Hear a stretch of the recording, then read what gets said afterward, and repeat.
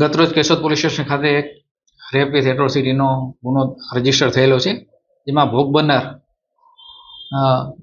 પોતાના પુત્રોના આવકનો દાખલો મેળવવા માટે, કારણ કે એમને સ્કોલરશીપ લેવાની હોય, જેથી માણેકવાડા ગામ પંચાયતમાં નોકરી કરતા વિક્રમભાઈ અમીરભાઈ વિરડા પાસે ગયેલા ગઈ તારીખ 20 તારીખના.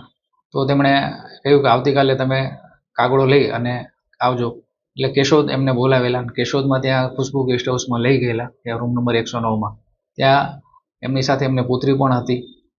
એમની હાજરીમાં એમણે છરી બતાવી, બળજબરી કરી, ધમકી આપી, એમની સાથે દુષ્કૃત્ય કર્યું. જે બાબતે ભોગ બનનારે કેશોદ પોલીસ સ્ટેશનમાં ફરિયાદ જાહેર કરતા આ બાબતે કેશોદ પોલીસ સ્ટેશનમાં ગુનો દાખલ કરી આગળની તપાસ હાથ ધરેલી છે.